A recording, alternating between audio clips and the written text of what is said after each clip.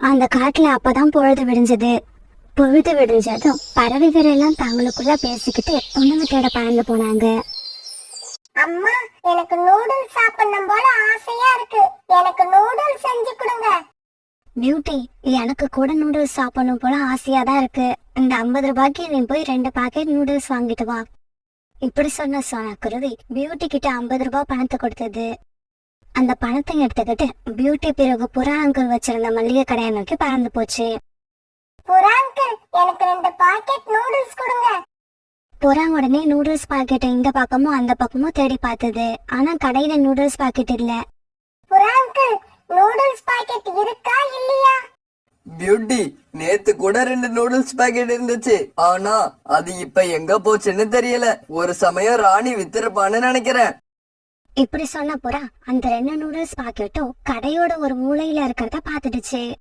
Beauty, noodles packet கிடைச்சிடுச்சு. இதோ இங்கதான் இருக்கு. இப்படி சொன்ன புறா பிறகு அந்த நூடுல்ஸ் பாக்கெட்டை எடுத்து பியூட்டி கிட்ட கொடுத்துச்சு. அத வாங்கிக்கிட்ட பியூட்டி சந்தோஷமா தன்னோட வீட்டுக்கு பறந்து வந்துச்சு. வழியில ரொம்பவும் பசியோட உட்கார்ந்து இருந்த சக்கு பியூட்டி நூடுல்ஸ் பாக்கெட்டை எடுத்துட்டு பறந்து வரத பாத்துட்டான். பியூட்டி பியூட்டி, இங்க வா, உன்கிட்ட ஒரு விஷயம் சொல்லணும். ஜக்கு இப்படி கூப்பிட்ட உடனே பியூட்டி ஜக்கு கிட்ட போய் உட்கார்ந்தது. ஜக்கு, என்ன விஷயம்னு சொல்லு. நான் சீக்கிரமா வீட்டுக்கு போகணும். பியூட்டி வா, நாம் அருவிக்கரைக்கு போய் கொஞ்ச நேரம் விளையாண்டுட்டு வருவோம். ஜக்கு, நான் இன்னும் சாப்பிடல. அப்புறம் அம்மா வேற எனக்காக காத்திருப்பாங்க. நான் போய் நூடுல்ஸ் ரெடி பண்ணி சாப்பிட்டுட்டு வந்துடுறேன். பியூட்டி, உனக்கு பின்னால ஒரு பூனை வருது பாரு. ஜக்கு இப்படி சொன்ன உடனே பயந்து போன பியூட்டி பின்னாடி திரும்பி பார்த்தது. அந்த சமயத்துல அங்க இருந்த நூடுல்ஸ் பாக்கெட் எடுத்துக்கிட்டு ஜக்கு மின்னல் வேகத்துல பறந்து போனா. ஜக்கு ரொம்ப கேவலமானவன். என்னை ஏமாத்திட்டு நூடுல்ஸ் பாக்கெட்டை எடுத்துக்கிட்டு போயிட்டான். பிறகு பியூட்டி இப்படி அழுதுகிட்டே தன்னோட வீட்டை நோக்கி பறந்து போச்சு. அம்மா அம்மா, இந்த நூடுல்ஸ் பாக்கெட்டை நான் பியூட்டி கிட்ட இருந்து பிடுங்கிக்கிட்டு வந்துட்டேன். சீக்கிரமா இதை ரெடி பண்ணுங்க. அவங்க வர்றதுக்குள்ள இதை சாப்பிட்டு முடிச்சாகணும். என்னடா ஜக்கு இப்படி பண்ணிட்ட? இப்ப பியூட்டியும் உங்க அம்மாவும் அழுதுகிட்டே நம்ம வீட்டுக்கு வருவாங்க. அம்மா, அவங்க அப்படி நம்ம வீட்டுக்கு வந்தாலும் நீங்க அவங்கள திட்டி அனுப்பிடுவீங்கன்ற நம்பிக்கை எனக்கு இருக்கு. உங்களை பார்த்தாலே எல்லாரும் பயப்படுறாங்க. இதுல நீங்க திட்டுனா யாராவது பயப்படாம இருப்பாங்களா? ஜக்கு, என்ன ஓவரா புகழாதடா. அம்மாவுக்கு வெக்கமா இருக்கு. சரி சரி, அந்த பாக்கெட்டை இப்படி கொடு. நான் உடனே நூடுல்ஸ் தயார் பண்ணி கொடுக்கறேன். பிறகு அந்த நூடுல்ஸ் பாக்கெட் எடுத்துக்கிட்டு கோரிக்கா அவன் கிச்சனுக்குள்ள போச்சு. அம்மா அம்மா, அந்த ஜக்கு இருக்கான்ல, அவன் நான் கொண்டு வந்த நூடுல்ஸ் பாக்கெட்டை எடுத்துட்டு ஓடி போயிட்டான். அப்படியா? என்ன நடந்துச்சுன்னு எனக்கு விவரமா சொல்லு. பிறகு பியூட்டி அழுதுகிட்டே நடந்தது எல்லாத்தையும் தன்னோட அம்மா கிட்ட சொல்லுச்சு. பியூட்டி, அந்த ஜக்கு கிட்ட பேச்சு வச்சுக்காதன்னு நான் உனக்கு எத்தனை தடவை சொல்றது? அவன் கூப்பிட்டான்னு நீ எதுக்காக அவன் கிட்ட போன? அம்மா, என்ன திட்டாதீங்க. அவன் ஏதோ விஷயம் சொல்ல போறான்னு தான் நான் அவன்கிட்ட போனேன். அவன் இப்படி பண்ணுவான்னு எனக்கு தெரியாது. சரி சரி, இதுக்கப்புறமாவது புத்திசாலித்தனமா நடந்துக்க. அவன் இருக்கிற பக்கம் திரும்பி கூட பார்க்காத. இதே சமயத்துல புறாவோட மனைவி ராணி புறா வேக வேகமா பறந்து தங்களுடைய மல்லிகை கடைக்கு போச்சு. என்னங்க, நான் இங்க 2 நூடுல்ஸ் பாக்கெட் வச்சிருந்தேன். அது எங்க? அதை யாருக்காவது வித்துட்டீங்களா? ஆமா, சோனா குருவியோட பொண்ணு பியூட்டி தான் வந்து அந்த 2 நூடுல்ஸ் பாக்கெட்டையும் வாங்கிக்கிட்டு போச்சு. என்னங்க இப்படி பண்ணிட்டீங்க? அந்த 2 நூடுல்ஸ் பாக்கெட்டும் எக்ஸ்பிரி ஆகி 2 மாசம் ஆகுது. அதை யாருக்கும் வித்துற கூடாதுன்னு தான் நான் அதை எடுத்து ஓரமா வச்சேன். அப்படியா? நான் இப்பவே போய் அந்த நூடுல்ஸ் பாக்கெட்டை வாங்கிக்கிட்டு வந்துடுறேன்.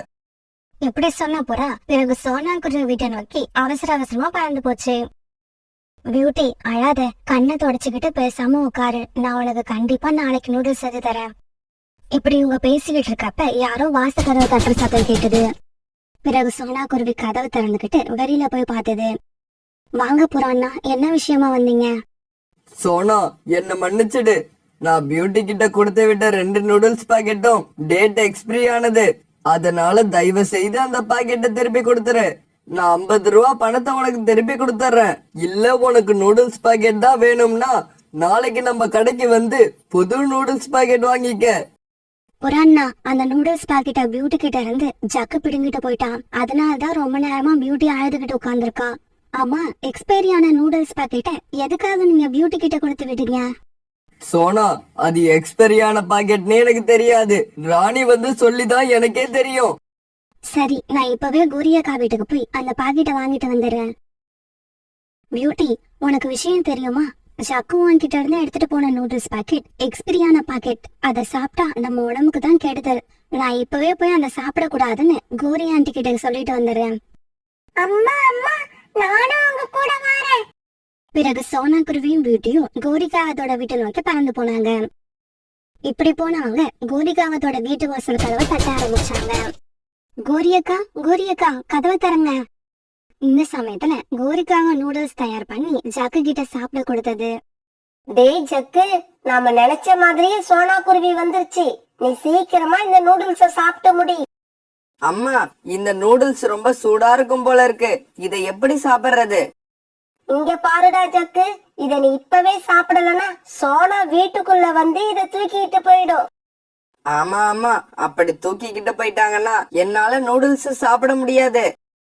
இப்படி சொன்ன ஜக்கு பிறகு அவசர அவசரமா அந்த நூடுல்ஸ சாப்பிட ஆரம்பிச்சான். இப்படி வேக வேகமா சாப்பிட ஆரம்பிச்ச ஜக்கு சீக்கிரமாவே அந்த நூடுல்ஸ சாப்பிட்டு முடிச்சிட்டான். கோரியக்கா, சீக்கிரமா கதவை தரங்க. நாங்க கூப்பிடுற சத்தம் உங்க காதுல விழுதா இல்லையா? சோனா, கொஞ்சம் பொறுமையா இரு. எதுக்காக இப்படி உயிர் போற மாதிரி கத்திக்கிட்டு இருக்க? கோரியக்கா, உண்மையிலேயே உயிர் போற விஷயம்தான். ஜக்கு பியூட்டி கிட்ட இருந்து பிடுங்கிட்டு வந்த நூடுல்ஸ் பாக்கெட் பழைய பாக்கெட், டேட் எக்ஸ்பைரி ஆனது. அதை சாப்பிட்டா உண்மையிலேயே உயிருக்கு ஆபத்து. சோனா, இப்படி எல்லாம் சொன்னா நாங்க பயந்து போய் அந்த நூடுல்ஸ உன்கிட்ட குடுத்துருவோம்னு நினைச்சியா? அந்த நூடுல்ஸ் தயார் பண்ணி என் பையன் எப்பவோ சாப்பிட்டுட்டான். இதுக்கப்புறமா எங்களை ஏமாத்த ட்ரை பண்ணாம வீட்டுக்கு கிளம்பு. இந்த சமயத்துல ஜக்கு வீட்டுக்குள்ள இருந்து அழுற சத்தம் கேட்டுச்சு. அம்மா அம்மா, எனக்கு வயித்த வலிக்குது. சீக்கிரமா வந்து என்னன்னு பாருங்க. என்னால வயித்து வலி தாங்க முடியல. உடனே எல்லாரும் வீட்டுக்குள்ள போனாங்க. அழுதுகிட்டு படுத்திருந்த ஜக்குவை பார்த்துட்டு பியூட்டி விழுந்து விழுந்து சிரிச்சது. ஜக்கு, என்னை ஏமாத்தி என்கிட்ட அந்த நூடுல்ஸ் பாக்கெட்ட பிடுங்கிட்டு வந்ததுக்கு இவ்வளவு சீக்கிரம் உனக்கு தண்டனை கிடைக்கும்னு நான் நினைக்கவே இல்ல. ஜக்கு ஜக்கு, என்னடா சொல்ற? உனக்கு எங்கடா வலிக்குது? அம்மா, வயிறு ஃபுல்லா வலிக்குதுமா. என்னால தாங்க முடியல. சீக்கிரமா டாக்டர் அழைச்சுக்கிட்டு வாங்க. கோரியக்கா, நீங்க ஜக்குவை பாத்துக்கோங்க. நான் போய் டாக்டர் அழைச்சிட்டு வந்துடுறேன். இப்படி சொன்ன சோனா குருவி பிறகு பறந்து டாக்டரை கூப்பிடுறதுக்காக பறந்து போச்சு. பியூட்டி ஜக்கு அழறத பாத்துக்கிட்டு வீட்டிலேயே உட்கார்ந்து இருந்தது. ஜக்கு, அழுது அழுது இருக்கிற கண்ணீர் எல்லாம் காலி பண்ணிடாத. டாக்டர் வந்து ஊசி போடும்போது கண்டிப்பா அழுக வரும். அதுக்கு கொஞ்சம் கண்ணீரை மிச்சம் வச்சுக்கோ. இந்த சமயத்துல சோனா குருவி பறந்து டாக்டரை அழைச்சுக்கிட்டு கோரிக்காவத்தோட வீட்டுக்கு வந்துருச்சு. கோரி, நடந்ததை எல்லாத்தையும் சோனா குருவி என்கிட்ட சொல்லிடுச்சு. சரி, யாராவது வந்து ஜக்குவோட ரெக்கைய பிடிச்சுக்கோங்க.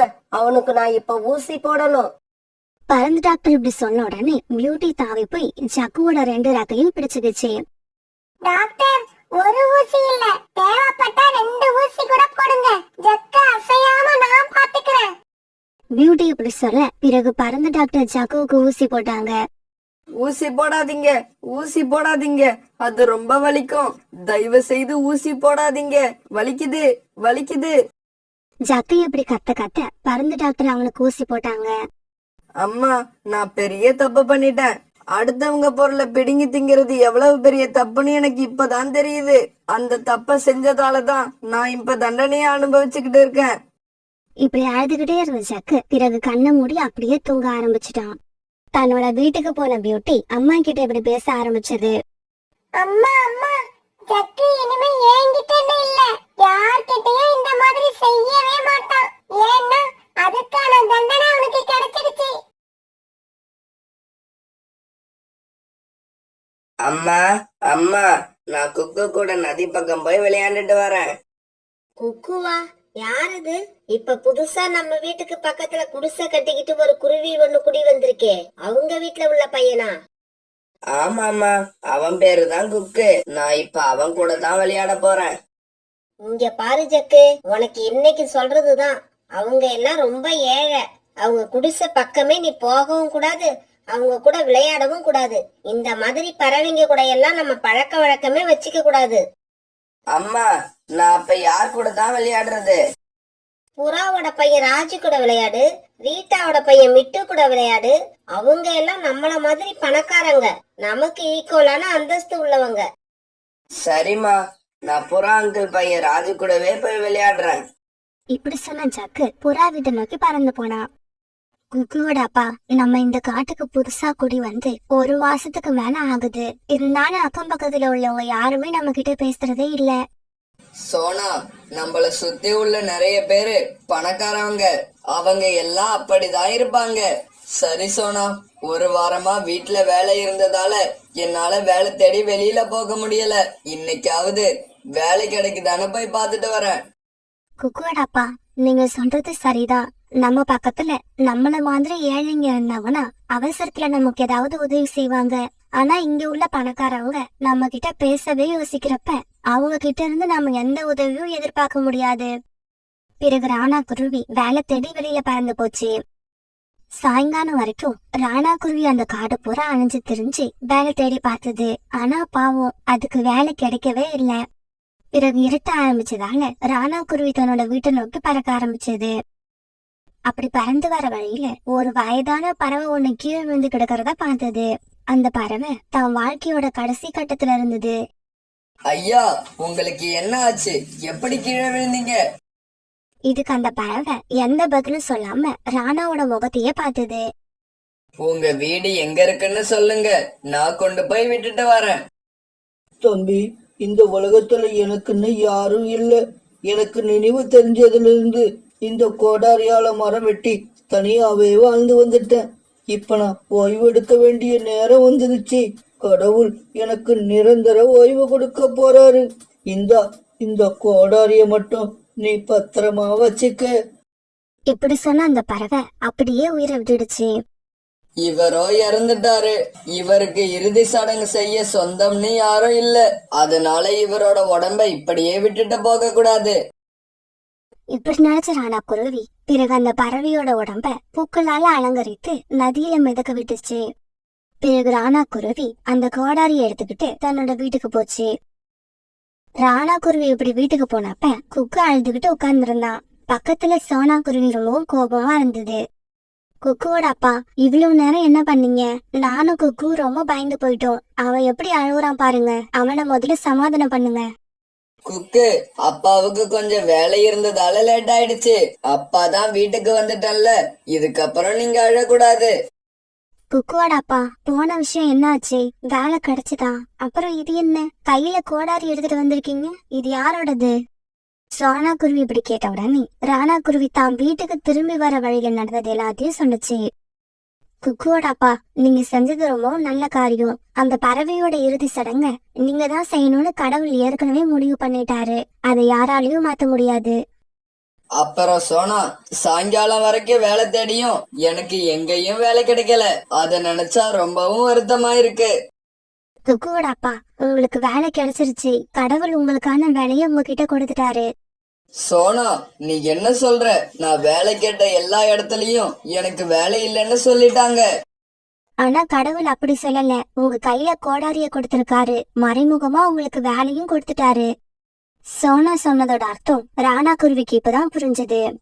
சோனா, நீ சொல்றதும் சரிதான். கையில கோடாரிய வச்சுக்கிட்டு நான் ஏன் வேலை தேடணும்? நாளையில இருந்து மரம் வெட்டி அதை விறகாக்கி வியாபாரம் பண்றேன். இப்படி செஞ்சா நமக்கு தேவையான பணம் கண்டிப்பா கிடைச்சிரும். போடப்பா, கை கால கழுவிட்டு சீக்கிரமா வாங்க சாப்பிடலாம். காலையில இருந்து நீங்க எதுவும் சாப்பிட்டிருக்க மாட்டீங்க. ஆமா சோனா, நீ சொல்றது உண்மைதான். எனக்கு ரொம்ப பசிக்குது. பிறகு இரவு உணவு சாப்பிட்ட சோனா குருவி, ராணா குருவி, குக்கு 3 பேரும் படுத்து தூங்க ஆரம்பிச்சாங்க. மறுநாள் பொழுது விடிஞ்சிச்சு. காலையில சீக்கிரமா கண் வச்சு ராணா குருவி விறகு வெட்ட போறதுக்காக தயாராச்சு. குக்குவோட அப்பா, நானும் உங்க கூட வரேன். மரம் வெட்டி நீங்க களைச்சு போய் ஓய்வு எடுக்கிறப்ப நான் வெட்ட ஆரம்பிக்கிறேன். அம்மா அம்மா, நானும் உங்க கூட வரேன். நீங்க களைச்சி போறப்ப உங்களுக்கு பதிலா நான் மரத்தை வெட்டுவேன். குக்கு, நீ அப்பா அம்மாவுக்கு உதவுறதுக்கு இன்னும் நான் இருக்கு. இந்த வயசுல கோடாரியை தூக்கி உன்னால மரத்தை வெட்ட முடியாது. நீங்க வீட்லயே பத்திரமா இருங்க. இப்படி சொன்ன சோனா குருவி பிறகு ராணா குருவி கூட மரம் வெட்டுறதுக்காக பறந்து போச்சு. இப்படி போன இவங்க ஒரு மரத்தை தேர்ந்தெடுத்து வெட்ட ஆரம்பிச்சாங்க. என்ன ஆச்சரியம், உடனே அந்த மரம் அவங்க கிட்ட பேச ஆரம்பிச்சது.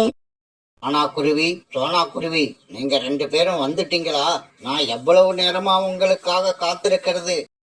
சோனா, என்ன இது ஆச்சரியமா இருக்கு. இந்த மரம் பேசுது, அதுவும் இல்லாம உன் பேரையும் என் பேரையும் தெரிஞ்சு வச்சிருக்கு. இந்த கோடாரி யார் கையில இருக்கோ அவங்கள பத்தி எனக்கு எல்லாமே தெரியும். இங்க பாருங்க, இந்த கோடாரிய உங்ககிட்ட கொடுத்தது ஒரு பெரிய மகான். நீங்க ஏழ்மை நிலையிலையும் நேர்மையா இருந்தீங்க. அதுக்கான பரிசு தான் இந்த கோடாரி. இந்த கோடாரி தான் உங்களை என்கிட்ட அழைச்சுக்கிட்டு வந்தது. என்கிட்ட வந்தவங்க யாருக்கும் வாழ்க்கையில கஷ்டமே இருக்காது. அப்படின்னா எங்க வாழ்க்கையில உள்ள கஷ்டம் தீர போகுதா? அது எப்படி? இங்க பாருங்க, இப்ப நான் கண்ணை மூடுவேன். நான் கண்ணை மூடின உடனே ஒரு பெரிய பொந்து உங்க கண்ணுக்கு தெரியும். கொஞ்சம் கூட தாமதிக்காம நீங்க அந்த பொந்துக்குள்ள போங்க.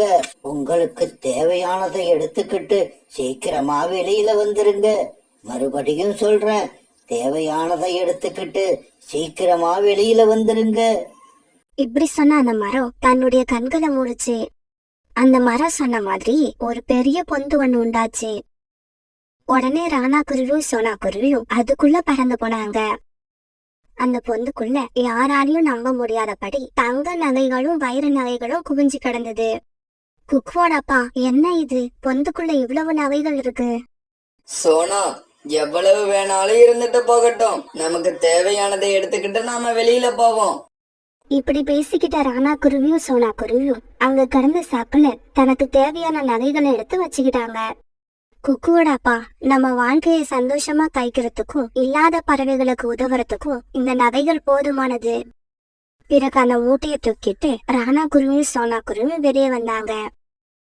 இப்படி எடுத்துட்டு வந்த தங்க நகைகளை தேவையான அளவு வித்து அதை பணமாக்கிக்கிட்டாங்க. அந்த பணத்தை வச்சு குடிசை இருந்த இடத்துல தங்களுக்காக ஒரு சின்ன அழகான வீட்டை கட்டிக்கிட்டாங்க. மீதி இருந்த பணத்துல ஒரு ஹோட்டல் ஒண்ணு ஆரம்பிச்சு அதுல சோனா குருவியும் ராணா குருவியும் கடுமையா உழைக்க ஆரம்பிச்சாங்க.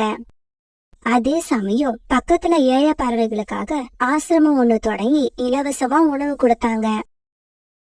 காலுஜி, அந்த ஏழை குருவிங்க இருந்த இடத்துல இப்ப யாரோ புதுசா வீடு கட்டிக்கிட்டு வந்திருக்காங்க. அவங்க பெரிய பணக்காரங்க போல இருக்கு.